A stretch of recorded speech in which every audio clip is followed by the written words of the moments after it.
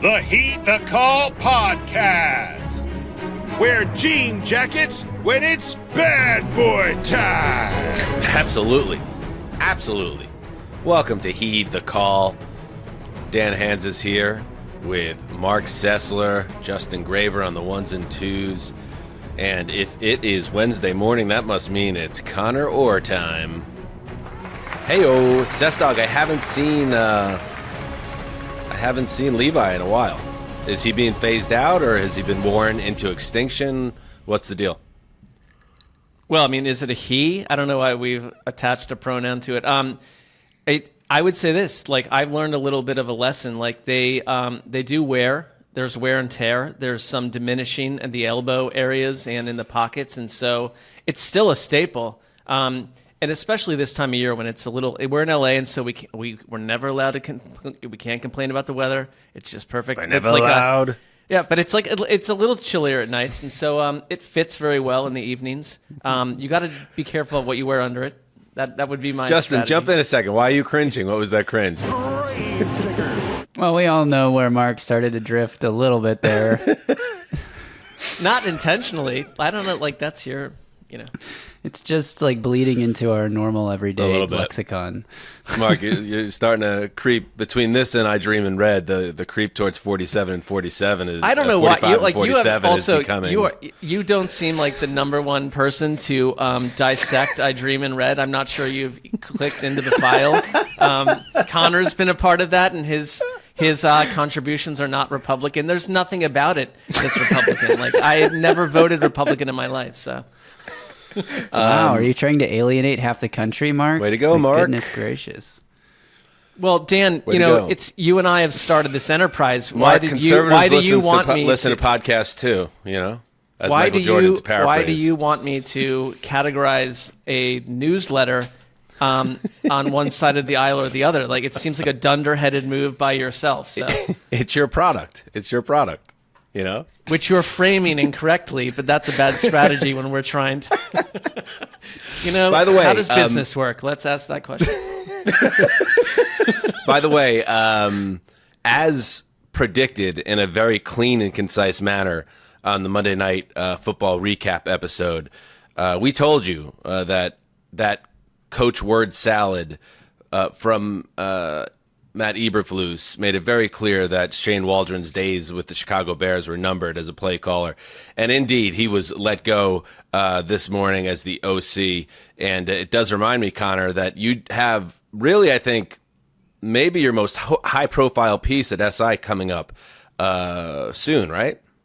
Yeah, we have the future head coaches list coming out later this week. So after you listen to this, you should be able to find it. And that's like that matters in the industry. I've known this for many years, and I know that your phone rings a lot this time of year. I mean, is that fair to say? I think it's busy in the way that anybody would want to be, like, positively reflected, like, especially if you have a friend who you think is supposed to be on it, or a client who you think is supposed to be on it. And so there's a lot of, like, those conversations happening right now for sure. And you try to cut through all the clutter and just put out a product that lists why these guys are good at what they do. I'll never forget being in an airport and what we would call an NFL media insider.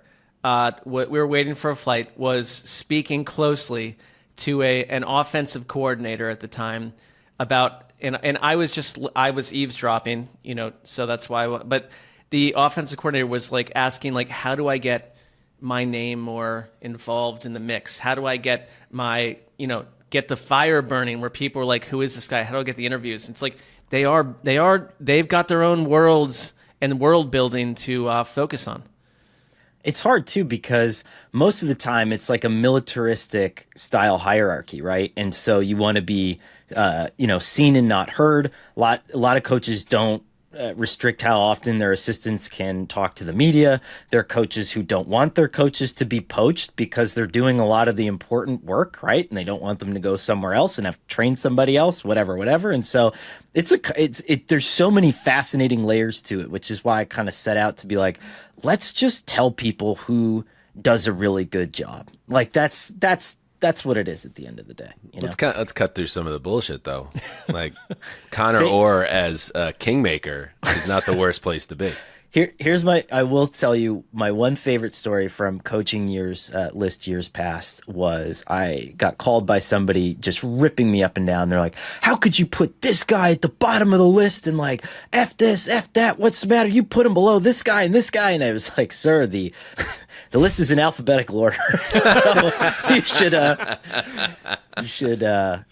a client with a last name that's just a little higher up on the yeah. Conor Orr, senior writer for Sports Illustrated, what a gig, and also moonlighting as a superstar of Heed the Call. This guy's doing it right. Coming up today, can't wait, one of my favorite people in the world, the man that got us started in this business in so many ways, Dave Dameshek is going to join us, and Dave is going to help us put together the perfect Thanksgiving table of NFL figures. That's going to be a lot of fun. We're also going to preview Thursday Night Football, huge NFC East showdown.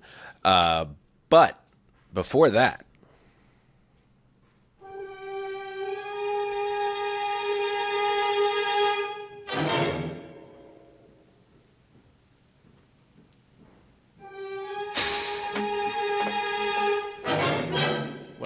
yes. It's been 2 weeks since we last held court. The Fork Committee meets one more time. Last chance, we were halfway through the season. And we have a chance to right some wrongs, which we will. And we have an opportunity to, and I think, show some boldness. I think the listeners are not always right. Many times they're wrong about things. But were we a little milquetoast in our initial committee? Perhaps. So let's get one more crack at this as we spin forward into the second half. Mark, I think this is important business, and I know you've always been close. This has been close to your heart, this segment, because you get to just say goodbye to Jetsam and Flotsam. Well, yeah, and like I want to go back to where bye. I want to go back to bye. I want to go back to a team that I lobbied for when we did this segment, and it was batted down. And you tell me if I'm again being too precocious or too strident in my view. I think the Bengals, who are 4-6 and continue to drop big games, you're not making the playoffs. I don't see it. I'm pushing for teams that are truly on the fringe. If I go tell you, hey, look at the Colts might not make it, like that's not what we're doing here. Aren't we trying to correct wrongs? Like, I'm telling you the Bengals do not make the playoffs. Whose vote do I have? All those in favor of forking the Cincinnati Bengals coming off a 35-34 loss to the Baltimore Ravens, say aye. All those who oppose, say nay. I oppose. Nay. Enough, Yeah. Mark. Enough with this Bengals stuff. Well, I'm trying to bring us to where we'll be 3 weeks from now, but it's a tough task. All right. Well, you're going to look very smart if they crater, but I can't imagine. I just can't imagine it. I mean, I just watched Joe Burrow throw for like 450 yards and Jamar Chase have almost 300 yards receiving. They're not the problem. That team's got to run in them. I wouldn't call them the problem. All right. I'll file a motion. What was the jargon again? I don't know. I Yeah, you recognize propose the motion. you propose a motion, Robert's Rules of and Order. Robert's for the Rules of record, Order. I was right about this. You propose a motion to fork Team X. All right. and I then everyone propose will- a motion to fork the Dallas Cowboys. The I Cowboys. second the motion. Okay. Well, there we Now go. we you all can second proceed the with motion. your Thank you. argument. Yep. And I know this is personal to you, Mark, but I have to say, in my defense, 2 weeks ago, I saw them as a team that was going to beat a Falcons team I didn't believe in, and then Micah Parsons was going to come back. They didn't beat the Falcons, and then Micah Parsons came back, but then Dak Prescott's hamstring blew up, and now there's all sorts of issues. In fact, I got to be real with you guys. We have our latest power rankings. I have the Cowboys as dead last in the power rankings right now, between the fact that they now have all their issues with the team, obviously, the locker room vibes are not good, and now they don't have the quarterback. Getting blown out at home every week. This is overdue. I've already told you that I don't apologize for it because I did believe they had it in them. I was wrong, and some of us should be able to say that once in a while. So all in favor of forking the Dallas Cowboys, say aye. Aye. All right, moving right along. If I'm wrong about the Cowboys, Connor, you're next. Stick a fork in him. Ow. What are you talking about, Dan? I will just say, though, that was maybe the first time in my life that I had one of those gut feelings that they were going to beat the Texans, and I just wrote it, and it actually happened. And so great to, kind of 1 week stretch there. It was awesome. Who's they, by the way? What's that? Who's they? The Jets. Sorry, the New York Jets. Yeah. Great 1 week stretch. A lot of fun. Really enjoyed it, but I need to fork the Jets. And here's what pisses me off about forking the Jets. Immediately after I do this, they're going to win 4 games in a row.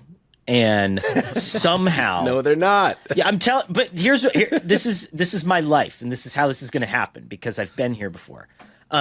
Somehow this clip is just going to get segmented online somewhere and wind up in the ether, get on Aaron Rodgers' radar, and then he's going to go on Pat McAfee, and after a 4-game winning streak, and he's going to be like, well, not everybody believed in us. I don't really read anything online, but Sports Illustrated, saw some stuff. That's a good Aaron Rodgers. And then everyone in my comments is going to be like, "Nah, you don't own a Tesla. You're an asshole. Go die." And so that's what's going to happen. But whatever. So I'm just ready for it to happen. I'm ready for it to You can die, by the way. Would you rather not be the one that brings the Jets to the floor? I need to like the Raiders. This is an animal I need to kill with my own hands. So All in favor of forking the New York Jets, say aye. Aye. Multiple ayes. Justin, you're not innocent either, by the way. You got some of that. In our defense, we got another week out of it. So we were right at the time not to. And in the defense of the dissenters of what you were throwing out there, I said at the time that they were a train wreck behind the scenes and had no leadership, and there was nothing in their DNA that suggested they had a big run in them.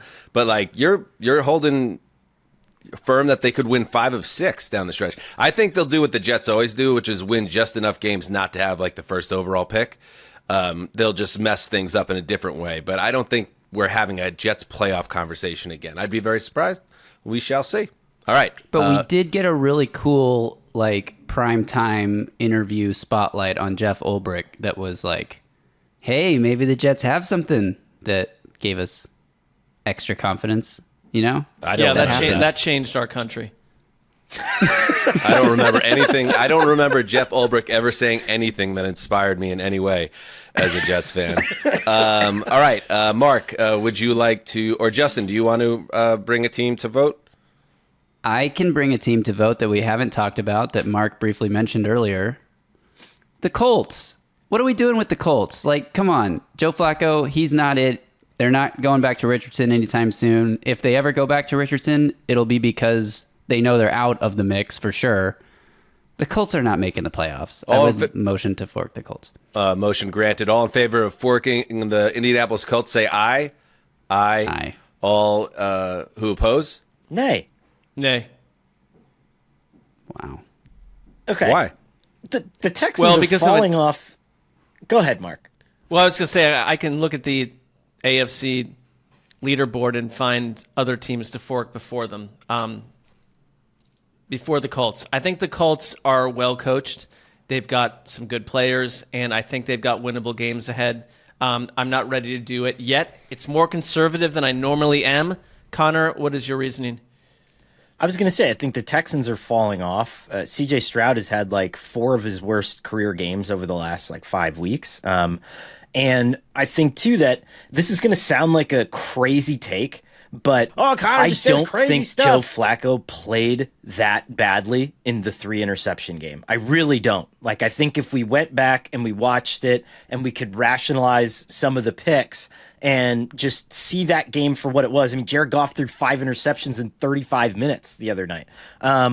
I think we would be more level-headed about this. I think it's Anthony Richardson and the specter of that's blowing the narrative out of control. So I think that they're going to make the playoffs. Okay, let's move right along because we are on a schedule here.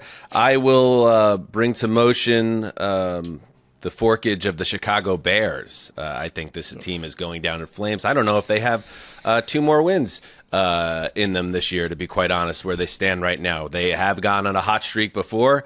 They did get rid of the OC, and maybe that fixes some of what ails the offense, but I don't see it. All in favor of forking the Chicago Bears, say aye. Aye. Aye. All who oppose, say nay. Stick a fork in him. That is unanimous. The Bears have been forked. Who wants to take the floor? I will take one. I would make a motion to fork the Dolphins of Miami. They are 3-6. They lost a critical game. They look at you're 3-6. Like, I get it. You need to go essentially like 7 wins down the stretch, 6 at the least, 7 wins down the stretch. I just don't see a team that can do that right now, and I think they're going to fumble.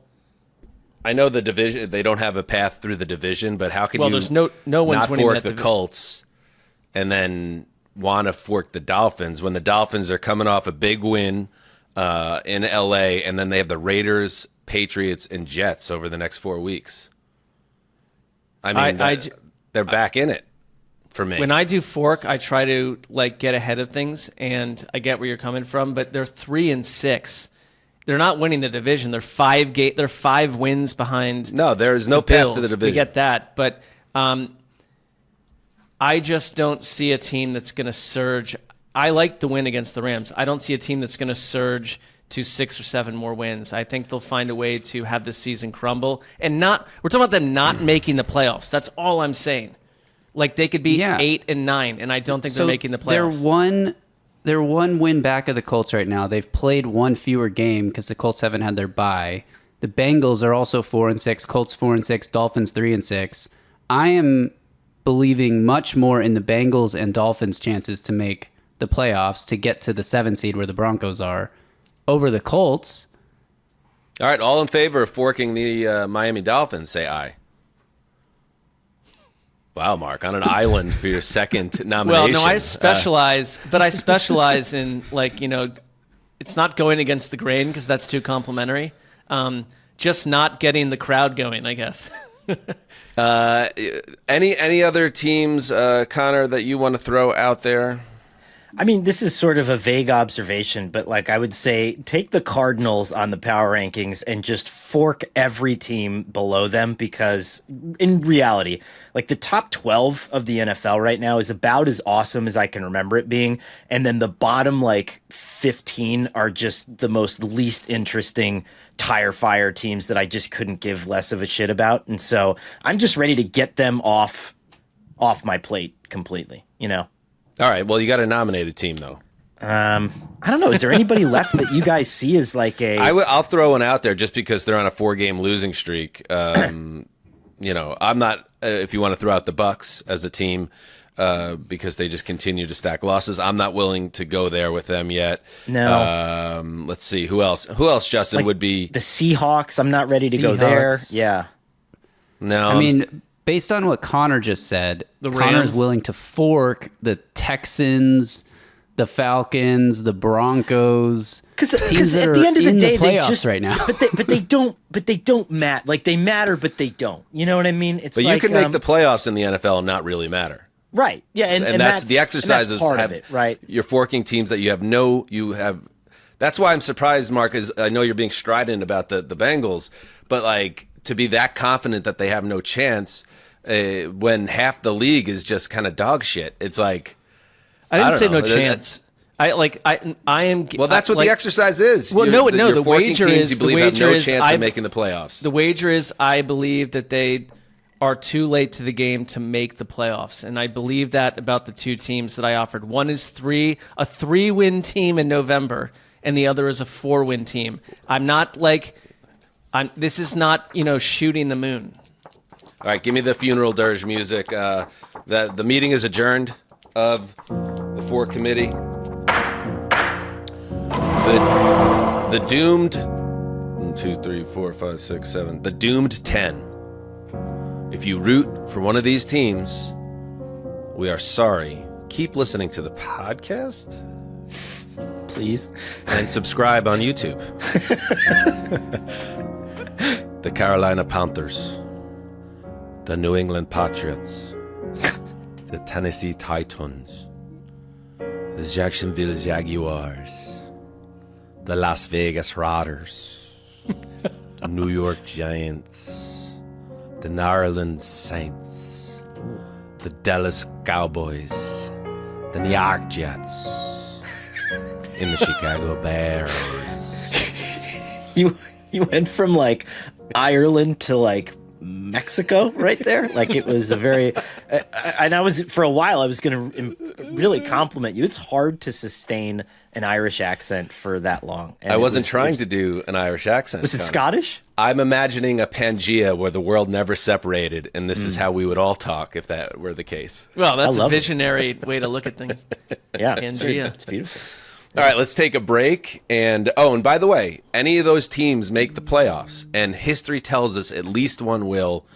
We will make a charitable donation to the causes that we laid out 2 weeks ago. And don't worry, if the Cowboys don't make the playoffs, I will still, because I use my veto power to keep them alive, I will donate to Conor's charity.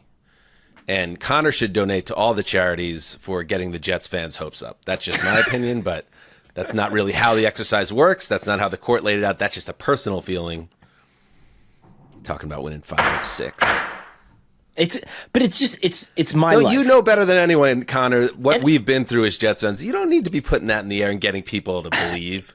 No, but it's not a belief thing. It's like whenever I have a definitive take on something, it's just like I could come out tomorrow and just be like, I'm pretty sure the earth is round, and then everyone's like, psych, it's been flat the whole time, you idiot, and that's like anytime I go definitive, that's when the entirety of what I think I'm positive about just caves in. So, Mark, I think the coaches, assistants that could be head coaches rankings are starting to get to Conor. You can see the stress on his face and in his voice. Yeah, if you had to put together a ranking of like NFL journalists who have been,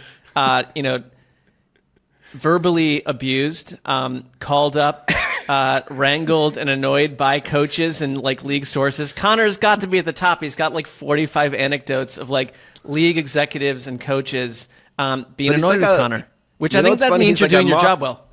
He's a moth to the flame, though, right? Because he does these exercises like predicting every game before the season and this thing. And it's like it invites, and you're writing for a high-profile publication that people read.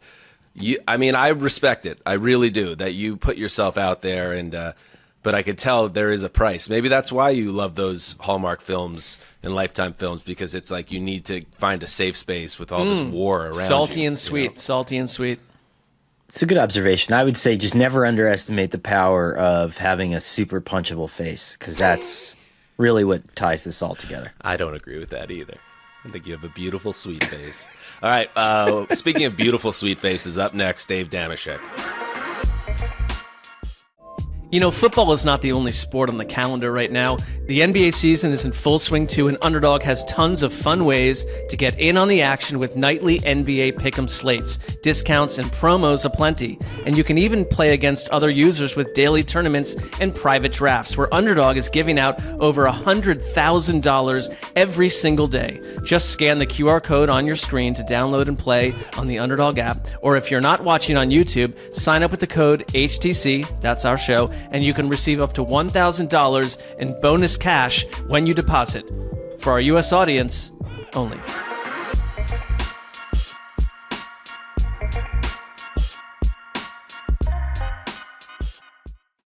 This is where Thanksgiving really begins, isn't it? Welcome back. I picked this song because I feel like it sounds like Thanksgiving, but also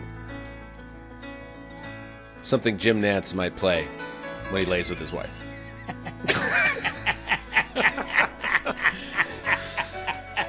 There he is, Dave Dameshek, a legend in this game of podcasting, the host of course, The Shek Show.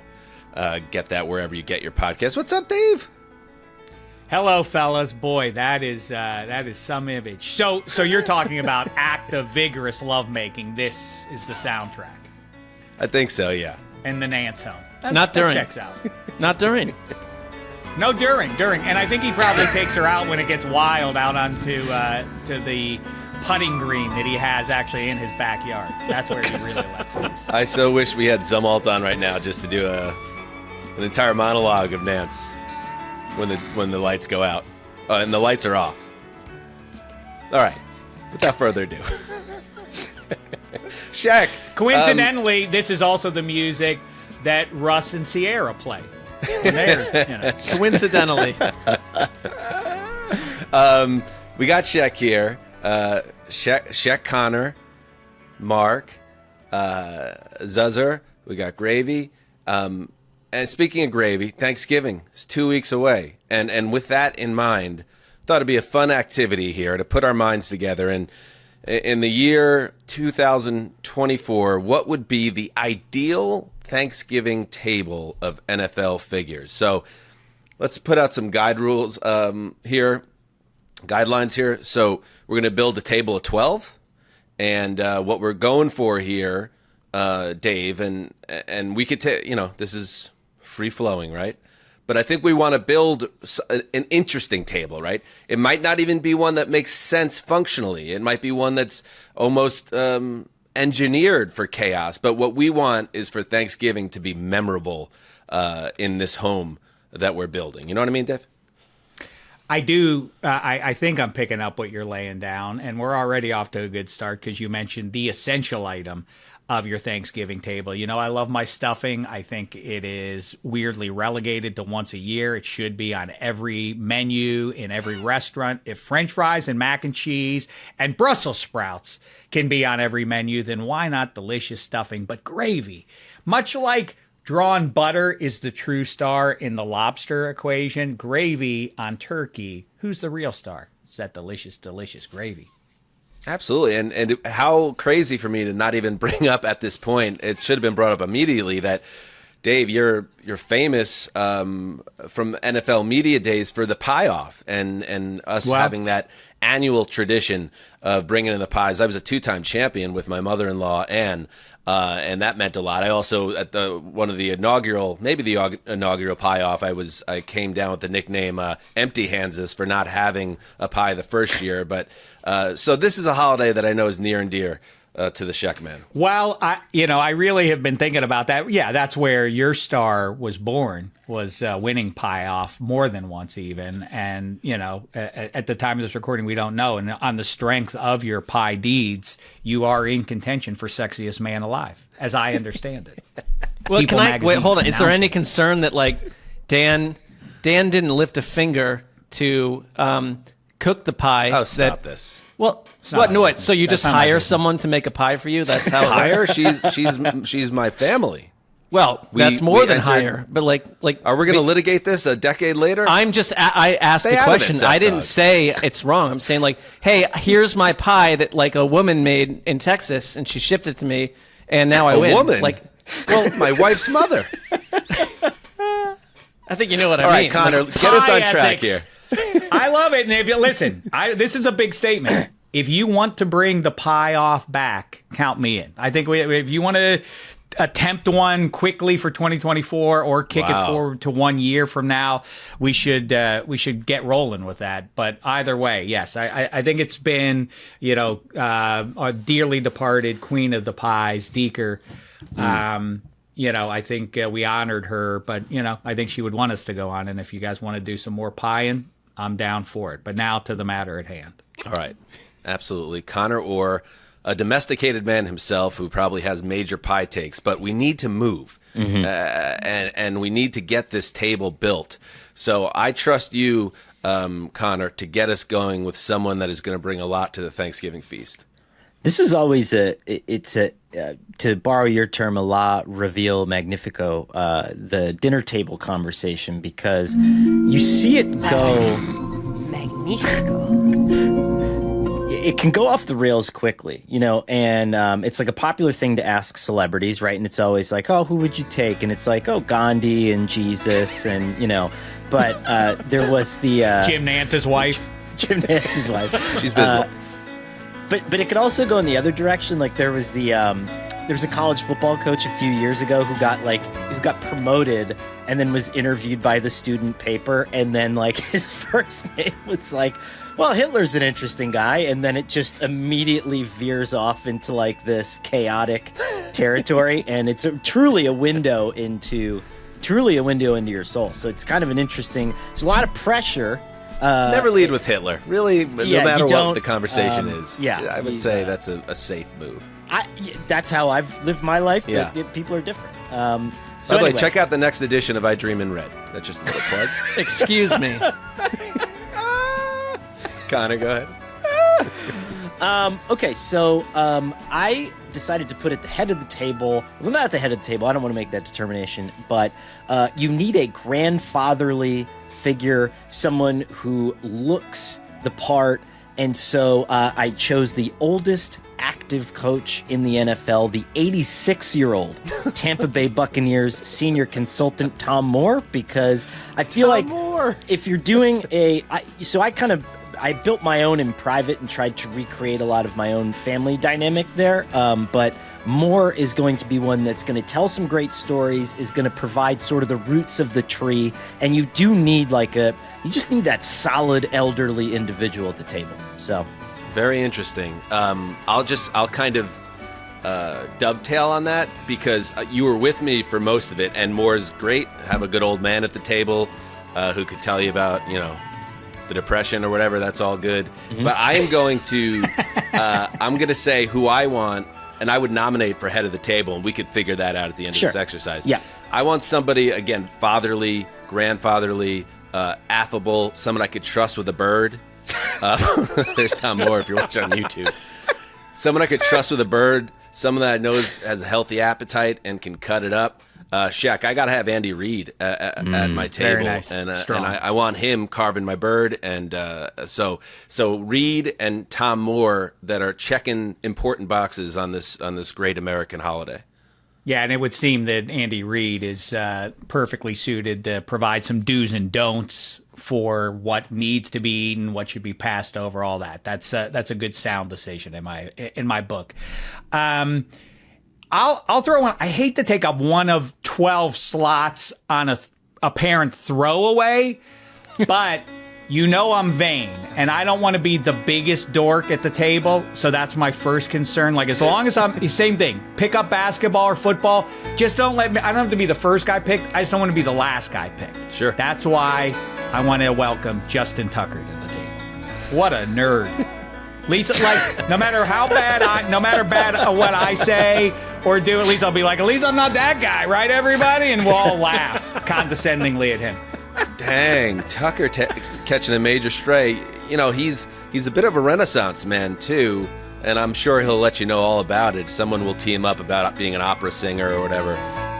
A little bit, I have the old theory, Sessdog, that I've said for many years. That it was actually a friend of mine in high school's older brother, and it was one of those older brothers that you just looked up to because he was just cool, and sure. He had good takes on things. And he said that there, two types of people in the world, or three types of people in the world, and it's apropos for this conversation. When they're sitting at the table, are they bringing things to the table? Are they simply just, idling at the table? Or are they actively taking things off the table? It's right. like, where's the salt shaker? Yeah. Oh no, where's the forks and knives? Like somebody is taking things off the table. Tucker strikes me as the guy that's just sitting at the table with the potential to maybe be taking things off the table. It's a dangerous pick. Pick, Dave. Yeah, but it emboldens Dave's strategy because he's at the table too, in theory, and it's like Dave doesn't want to be the lowest in the ranking at the table, and so in his world, because we know what he thinks about the Ravens, and I don't disagree, that Dave just points to Justin Tucker and says, that guy's sitting here, so Dave's fine. All right, Right. Mark, how about you? Add someone to the table. I don't need this person, because this is a humble person. He's gonna provide the blessing that I'll read to you right now. He's gonna give the blessing for the dinner, okay? And it's Jameis Winston. I think that makes sense, Absolutely. right? Thank you. Okay. Thank So you, I wanna- Mark. That I had the same exact note that there can only be one person saying grace at this table, and it is the disciple himself, Jameis Winston. It is Jesus come back to earth. We just don't see it yet. We get it because he's not great at football. He's okay, so he can't be Jesus, but he is. No doubt about it. No doubt about it. And I want to, if I can just read the blessing that he provided this to me, because he's very excited about this dinner and he really believes in nice. this group. So I'll read it to us. Here we go. We're in this space, focused on our thankfulness. Thankful hands. Before us lies a bounty. God has given us this special hour. Through that window across the living room, our sun shines. A star of fire that gives us crops and warmth. God gave us Indians. God gave us pilgrims. He'll decide the purity. God put Shek at this table, a man of triumph, a man of conversation, ideas and humor. Let's be real, a handsome and masculine man. Our God put Conor Orr at this table, a father, a home builder, a writer from Sports Illustrated, a publication that used to arrive in our mailbox. Our mailbox. He's different. God put Justin Graver at this table, a loyalist, a linchpin. He does the work we might not see, but God sees. God approves. It's the Lord who allows him to thrive while doing edibles starting at 6:30 a.m. Pacific Coast time. God put Dan Hanzus at this table, our host, a young man from a coal town. He was raised rough in a frozen burg. He went without food or drink. He was not given the finer things some of us received. He didn't always win the Dameshek's pie off, but he won our pie off. That's what she said. That's what our Lord said. God sees what Mark's done too. God will weigh in soon. Yeah, he will. That's good. Amen. We call them Native Americans now, not Indians. That's Indians are Jameis from Winston India. that said that. That's Yeah, not Mark. I didn't Let's be say very that. clear there. I didn't say that. And the conversation between Sessdog and St. Peter, I mean, we got to get that mic'd up. We'll get a transcript of that. Can I just throw out, if there are going to be prayers and such and announcements of what's coming to the table and everything else, maybe we need to get John Facenda to be the soundtrack of our meal. That's wise. But we can use AI technology. We don't condone that though, Dave. Do we? Tell me what we're supposed to like and not like. Society scares me. I don't understand things anymore. Yeah, I'm not for the AI. I was thinking we were I living think in you a have the fanciful right to feel world. that way. All right, AI Mark. All right, Connor. What else you got? Okay, so this one, again, you're trying to recreate a familiar dynamic for people, and your table needs the Trump cousin. So Nick Bosa's coming, everybody. Hooray. And he wants to talk about Tuesday. He's very excited about it and doesn't understand why you don't feel the same way. So He's I think wearing the hat. Wearing the hat, and I think it's a super, it's like most of the family's already there and everyone's sitting in the living room, and then someone's just like, Jesus, I wonder if he's going to wear the hat. And then he just shows up with the hat and ready to go. And I just think that it's sort of it's sort of a platitude, but you do need your cousin of the same age and dramatically different political viewpoint at the Thanksgiving table. It's very important. Very good. Very good. I originally had a subset or a sub-table that I labeled it the kids table that had Nick Bosa, Colin Kaepernick, Mark Davis, and then Mark Davis's +1, whoever the hell that might be. But we could put Nick on the main table to spice things up. It's interesting because you want to have that dangerous energy. Yeah. And I was going to share a couple of options, but I don't want to step on anyone, so I just have to make a pick here. I'll go with Sirianni. He serves he's the cousin who's overserved and out of pocket by 2 p.m. You know what I mean? And he's the one that's going to be apologizing profusely in the morning. And what he said he can't really take back, and it's hard to walk back some of the things that he's going to say at the table. But at the same time, it's like one of those things where like everyone like knows he's an idiot or whatever, but like he's not a bad guy. I got balls here. I got big balls. I'm Nick Sirianni. He's not a bad guy. He's just kind of an idiot. So we're going to have him as the cousin, overserved and out of pocket by 2 p.m. I like that. I think he's probably the number one candidate to have a few too many wines before the Turkey Bowl game, and good-natured gets ugly when he throws a clothesline at the 9-year-old boy, trying to run for a touchdown. And at first, he's definitely that guy. When he does injure the child, the first mistake he makes after injuring the child is he doesn't immediately apologize. He tries to rationalize what happened, and it just gets people more pissed off. Right. No, he's Verbally psyched amazed. until he turns around and sees the disapproving looks. Then he gets wounded. Now he's the victim. Is he leading the backyard football game, Shaq, that leads to the child being injured? Like he's playing way too hard with kids? Yeah, that's what I'm saying. He throws gotcha. the guy's trying, the little boys, he's so excited to be playing with the uncles and everybody, but it gets bad when the little boy gets concussed by Nick Sirianni. Okay, so we got Sirianni. Shaq, you are up. All right, you want spice? This is spicy. You'll recall Myles Garrett taking that helmet of Mason Rudolph and swinging it at Mason Rudolph. Who You was brought right it up a next few times. Who was standing right next to those two fellas? For whatever reason, he's never told the truth of what was there. The field mics apparently were off. Larry Ogunjobi. Tell us what happened that night, man. Wow. By the way, tell us what goes on in general over there at the Browns organization. I'd be fascinated to learn some inside scoop. I did not have Larry Ogunjobi on my bingo card here. He gets the last, but everybody else gets to serve themselves first before Ogunjobi, because he's going to pile that plate high. And that conversation can go in a lot of different directions, and a reminder that we have Nick Bosa and a drunk Sirianni at the table. So that things can get really wild. Sounds like the worst dinner of all time. You couldn't pay me enough to be here. All right, Mark. Wow, I've got so many candidates. I want You only get Thanksgiving. four each. Sure, I want Thanksgiving to be fun. I want to hang with a guy that I know is going to bring the fun, and I'm going to pick someone who there are anecdotes of this human individual walking into, and Dave knows this, Pittsburgh area dive bars, and just quietly picking up the tab for the entire bar, and then drinking like a shot and walking out. And that's Mike Tomlin.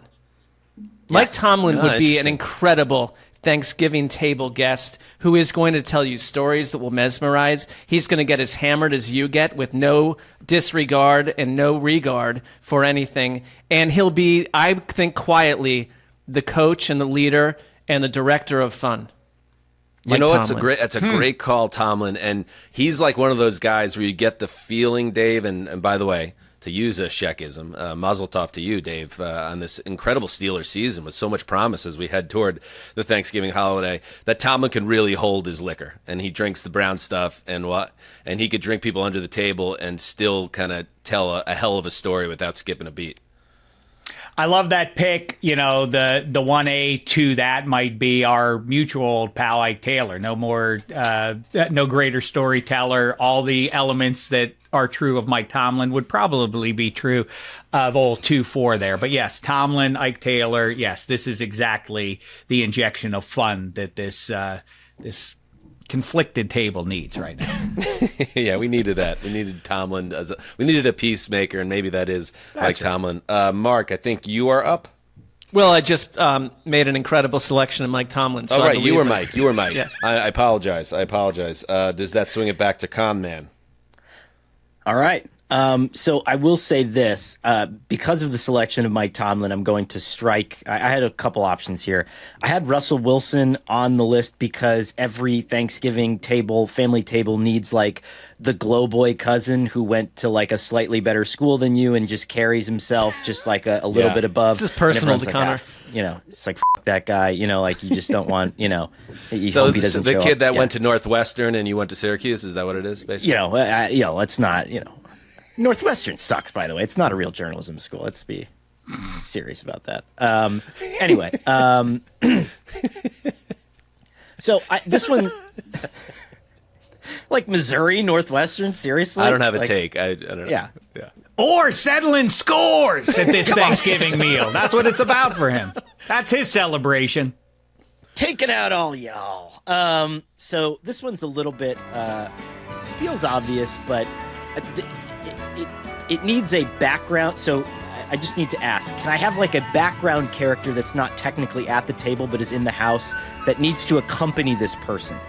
Sure. Okay, all right. So you need your cousin who shows up violently high. So Ricky Williams, and paired with that is that cousin's mom who pretends that he's not high, and everyone kind of is waiting for her to call him out on it or to do something about it, and she just talks about like all the art that he does in the garage and how cool it is, and so like that's a very important part of the that's a whole important part of the ambiance there. You need someone who you can get high with or shows up super high. Well, who's the greatest apologist for one of the bigger scandals of this millennium, at least? Dee Haslam. Like, I've looked him in the eyes. I know he's a good guy. Don't worry about all the backstory there. Like, Dee Haslam is your answer there, right? That's solid. Yeah. That is All right, so extremely Ricky solid. Williams. Ricky Williams at the table. Is he wearing the Saints helmet with the visor on? Please say yes. It's just acting totally normal. Yeah. With his mom looking the other way, or the owner of the Browns. It comes back to me again. We want a storyteller, right? We want someone. We want a raconteur, and this is somebody we've worked with in the past. Get Michael Irvin at my Thanksgiving table. Get Mike, get 88, get the playmaker. And not only is he a great storyteller and always a good time and always laughing and enjoying things, in this holiday where it's so important to carry on tradition, both in terms of meeting with family, tradition in the kitchen is also important, right, Mike? Oh my God, this is what's wrong with today. The young ladies today, they're not learning from mom how to cook. We're losing recipes. We're losing recipes! I think the thing, too, that Mike provides is he's our best shot at, because I love Thanksgiving. It's my favorite holiday. He's the best shot we have of the meal turning into a 2-week-long odyssey, taking us Christ knows where.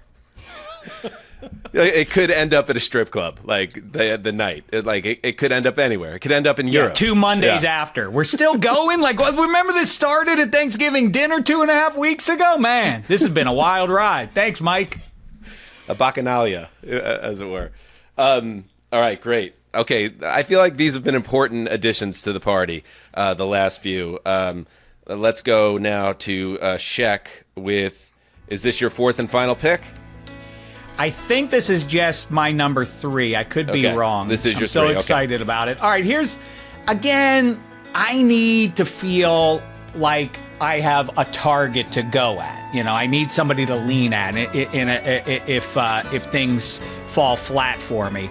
So Carl Sheffers or whatever referee you want, and then all night long we just throw napkins at him and see how he likes us ruin his good time. So Carl Sheffers or any available official in the region. Oh, basically.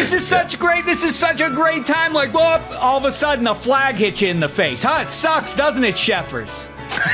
Well, Yeah. One note for Shek. Like, says Shek, whose Pittsburgh Steelers beat the Seattle Seahawks in one of the most ref-infused disasters in pro football history. Ooh. Like, were you upset with the refs that day, Dameshek?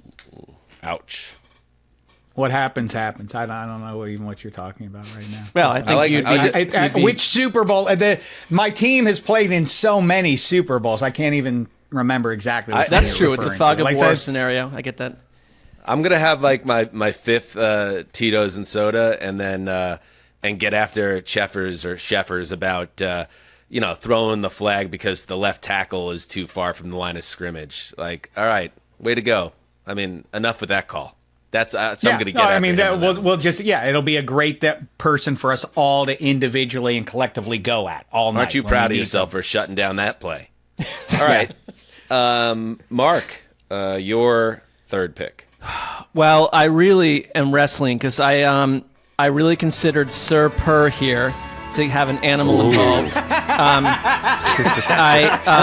Hawk Tua was an option, but I don't see an NFL link that's strong enough. No NFL. No, I'm going to go with this, and this is just because, like, if I have a bit of a man crush on someone, I'm going Troy Aikman because Troy Aikman to me, and we just Urban did our and Aikman at the same table. Yeah, I like that a lot, and I think we did our announcer rankings a couple weeks ago, and we were all over the map. But and this may not please Connor, I believe, but Troy Aikman to me, and I'm not saying they're the same, but it's the closest link that I can think of to Madden and Summerall, in the sense that Madden and Summerall obsessed over those Cowboys teams and obsessed over Aikman. And the first turducken was those Cowboys playing the Washington franchise. So I'm bringing Aikman because I also kind of just dig him. I just kind of think he'd be fun, and he's like a soup. I'm also adding. I'm adding more people to the table that would, if any women were picked, diffuse my viability. Like with each pick, my viability shrinks. It's like, wait a minute, that guy over there is 5'8.5". He's the guy we're looking at instead of Troy. We're not talking about 1992 Troy Aikman anymore. I mean, He's still extremely attractive in my book. He's very fit. Very fit. He sells beer. He'd bring that, the Aikman beer with him. Probably a carton of it, cartons. No one's going to ask for it, but he'll bring it. You know what I mean? Yeah. It'll be one of those true. things. I brought my America beer. I was thinking beer. of a handsome cool. coxman myself, like Jimmy G. He must have some good tales to spin, right? Yep. Yes. Oh, my goodness. Many. All right, last time around the wheel. Wait, how many people are at this table? We just, it's the feast we got the bigger bird, actually. Andy went to Ralph's and got the bigger bird, so we're going to make it 16. Okay, go ahead, Connor. Plus the 5 of us. Yeah. 21 people. I grew up going to dinners that were that big. Why are you raining on this parade, Justin? What's the strategy there? I was just confused. I thought it was 12. Now it's 16 plus 5. Plus Ricky Williams' mom is hanging out in the corner. So I wasn't working under the initial theory that we were at the table, but I kind of like that. It's almost like maybe we're at the kids' table, and we just get to watch this table. You know what I mean? That. Do you remember, speaking of us being at the kids' table, we were invited to a big Super Bowl party, a few of us, and we got led, most of you were with me, we got led behind a velvet rope, and we were like, how awesome is this? Until we realized that we were being roped off from the party. And so all of the famous people. Do you remember this? It was I forget whose Super Bowl party it was. Was it the Mike Silver Super Bowl party maybe that we had we had bottle service, and then I remember being oh, there's a Giants player that I know, and then we weren't allowed to leave the staging area. There might have been a Silver Darlington Carissa Thompson party that went off the rails. As I recall. I think it was Jay Glazer. No, I think it was Jay Glazer, and You're right. But actually, Connor, just to be fair, in their world, we had our own drink woman that came over, and she had to pour our drinks. We weren't allowed to pour.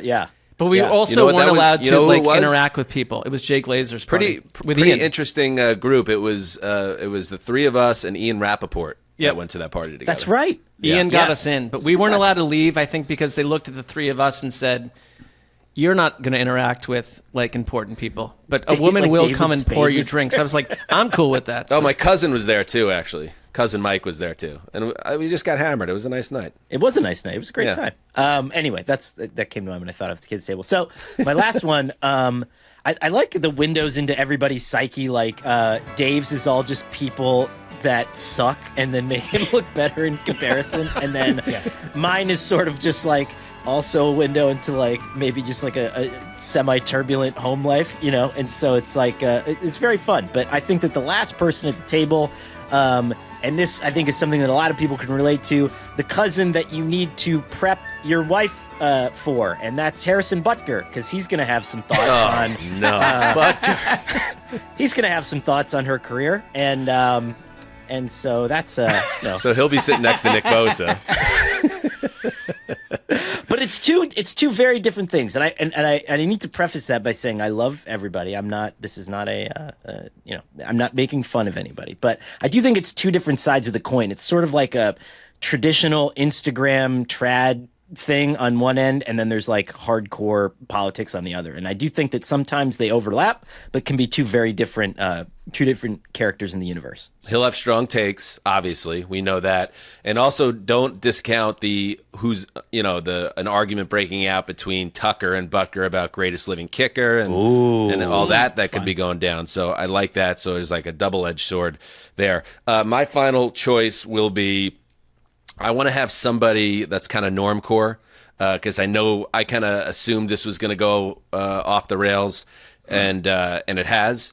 So who's going to be the guy that I could trust that, like, when it starts to get a little too hot and to the point where you're like, man, I'm gonna duck out of the room here, and I'm gonna maybe fix myself a drink and grab a slice of pie and go to the den and watch the late Thanksgiving game. Like, who's already there drinking a cup of coffee that just wants to like hang out and watch ball and just be a good hang at that time of the night. So Kirk Cousins, come on. Yeah, that's nice. Kirk is sitting on the couch.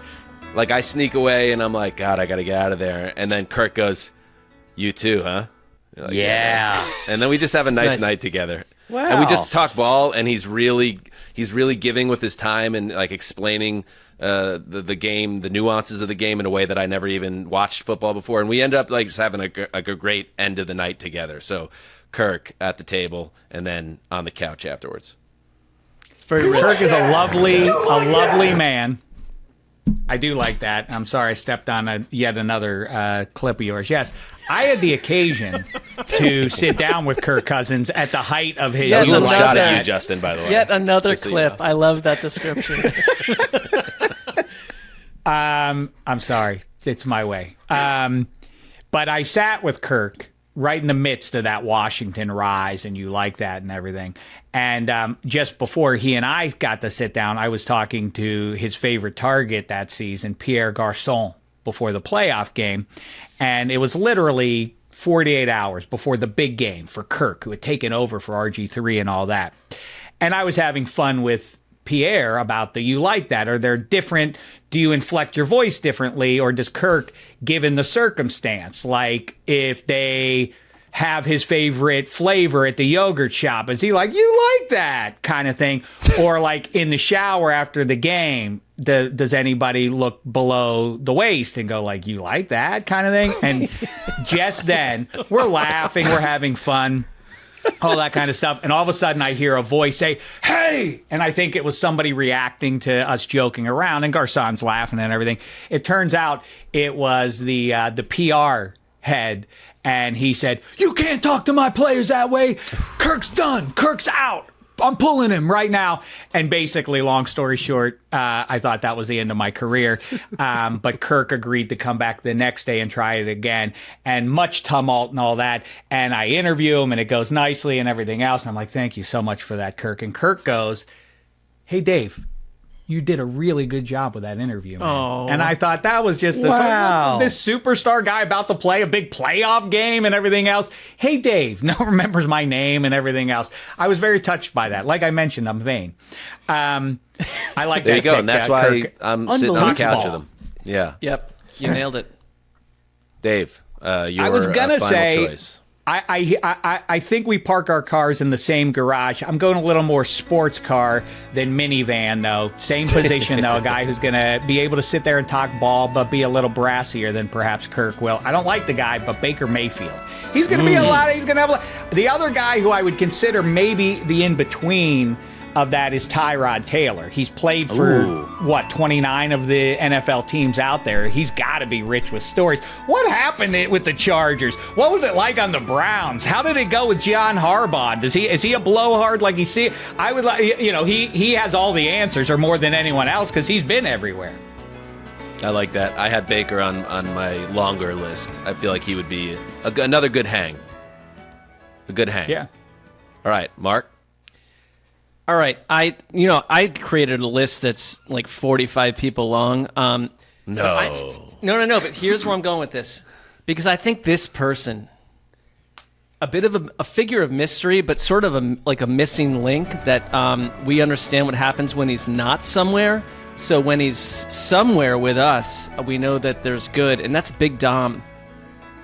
Big Dom from the Eagles. Like, first of all, there is a concern Big Dom might eat half the table's, supplies, and he's going to drink. We know he's going to drink. But, I think Big Dom, number one, there's no way Big Dom is not a ton of fun and by the end of the night, a cuddly big bear that everyone can just, hug, and he's going to take selfies with everyone. He's Big Dom.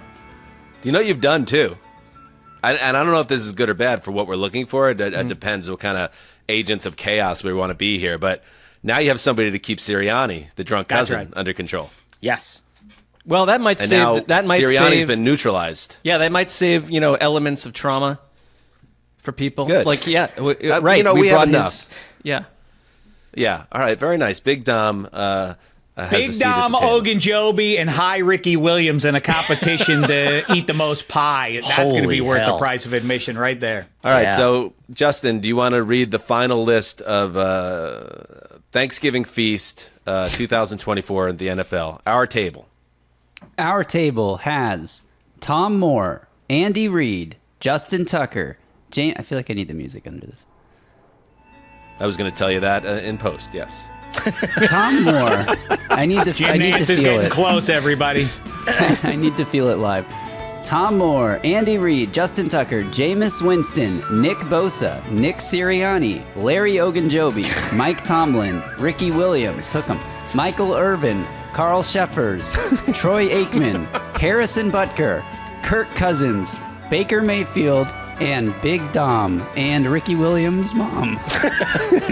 but not like his actual mom, like a I guess it's like a person, a parent or guardian. It's like like a troubled, like a not troubled parent or guardian. Yeah. Okay, good. And I like Andy Reid at the head of the table, carving the bird. I like Winston saying grace, and Shek. As we say so long to you, we just want to thank you for helping us with this very important thing. I feel like this could be a tradition on the show, and having you a part of it makes it even better. Some warm holiday Count me in for 1 year from now. In the meantime, if you want to do a little pie off, you have my stamp of approval, and I'll participate. I appreciate it, fellas. Great to see you. Continued success, and that's that. Here we go, Steelers. Here we go. And Shek, before you go, I want to. We asked listeners of our new show to provide illustrations for what's behind me. There's some blank space here, and I thought you'd like this. This is a painting done by former NFL employee Kenzie Posse, which we'll put up on screen. But she painted this. That's your boy right there, Bernie Kosar. He slayed your Steelers quite a number of times. She did a wonderful job. She sent it once, and it got lost in the mail system in my apartment. So she repainted it, which is true dedication. But that's an old school. I thought about him for like a Thanksgiving meal. He'd be fun. But Dan doesn't seem on the Bernie Kosar train these days. Like, well, what do you mean? What does that mean? I don't know. You were like, I think, Bernie Kosar's going through a lot of ups and downs. He's a great human figure, but who am I to turn my back? I have Carl Cheffers at the table. How could I turn away Bernie Kosar? Bernie would be a guest. I think he'd be a wonderful guest. I would sit next to him and talk to him for hours. Didn't add him. And I wonder if the original painting was better than the second one. Someone's got to ask the question. Well, that is true. I do wonder that. It's like what Sessler touches on in the mention of John Facenda, like Howard Cosell and Myron Cope and guys like that would be great. But if we can get into the Wayback Machine, get prime Bum Phillips, you ain't going to beat that. You ain't going to meet Jerry Glanville, the old Buccaneers coach. Yeah, Jerry Glanville. Let's open up all those possibilities. McKay is what I'm. John McKay. But you mentioned the Browns before I go. Just a quick reminder, reset in case anybody isn't aware or has forgotten. The Browns left Cleveland and they went to Baltimore, and then they had to rebrand themselves, and so they did. And now, in front of the millennium's greatest rivalry in pro football, at least, let me tell you this: on one side, the team is named after the mid-century heroes who forged the materials used to construct the battleships and the tanks and the artillery that defeated the Nazi scourge. Back to Hitler, where we started. It always comes back. Now, on the other side of this bitter rivalry is a team named after a poem about a bird penned by a cosmopolitan fella who spent the majority of his life in New York and Boston, and then late in life moved to Baltimore, married his cousin, and died in the literal gutter, drunk. That's your choice there. You can take your pick there. I'm going to be on the right side of history. Here we go, Steelers. Here we go.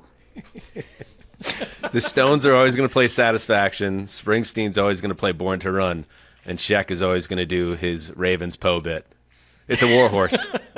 And Jim Nance is going to make a powerful love while listening to pleasing Yes, music he is. in the background.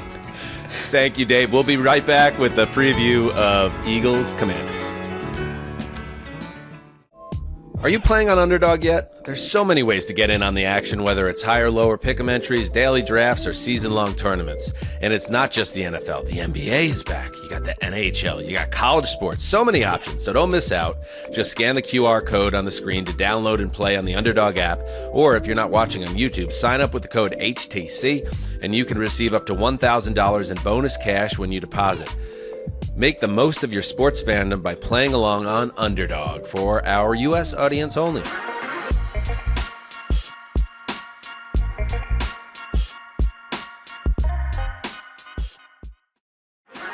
Welcome back. That was great fun with Dave Dameshek. And, of course, check out The Sheck Show wherever you get your podcast.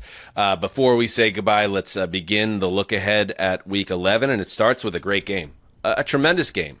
Speaking of the power rankings, which you could see obviously scrolling beneath us, I had two teams in the NFC East at the bottom of the power rankings. Obviously, the other two teams are not at the bottom. In fact, they're near the top of the power rankings, two top 10 teams in the Commanders and Eagles. And Washington coming off obviously a really difficult loss to the Steelers. They lost 28-27 to Sheck's team, and now they travel to Philly to take on an Eagles team that overall, Connor, I think for me, they've overperformed. I did not imagine they were going to be 7-2. If there's a little cold water to throw on them, I feel like the schedule's been pretty favorable for the Eagles this season when you go through it. But here is a real test against Jaden Daniels coming off a loss. You would imagine they'll be sour and motivated to get back on the winning side of things.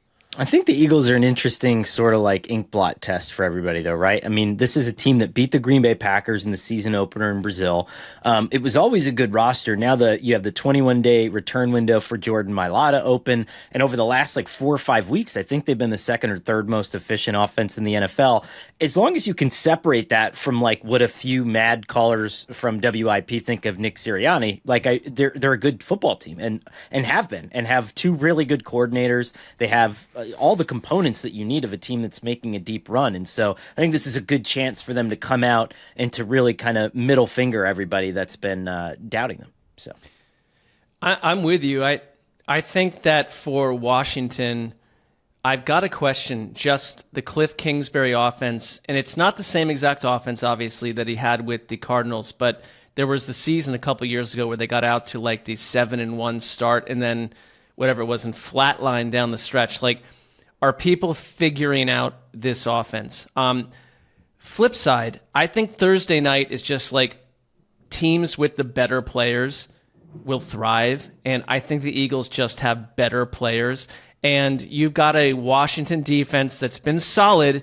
There's a lot of veterans on there, but they've been 28th against the run, one of the worst teams against the run. And is this a night where Saquon Barkley once again kind of coronates himself as one of the best running back stories around for a league that didn't want to sign running backs? Like, I think this could be a big Saquon Barkley game. And frankly, for the Eagles, like, they take a lot of flack. A lot of it has to do with Nick Sirianni making weird decisions, and that's not unfounded. But, like, if you go and take care of business in this game, you've got to take the Eagles seriously. They'd be 8-2 and one of the best teams in the entire league. Yeah, and what I was saying earlier, so yeah, you had obviously a bizarre game. Week ones are strange in general, and now you're in a different part of the world playing the game, but they did beat the Packers.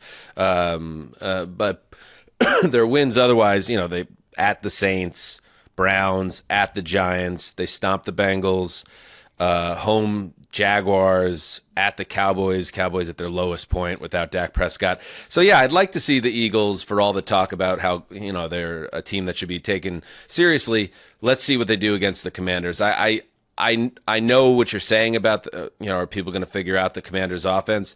I think Pittsburgh figured out the Commanders and gave a blueprint, and that involved giving different looks and getting after Jaden Daniels and not letting him beat you with his legs.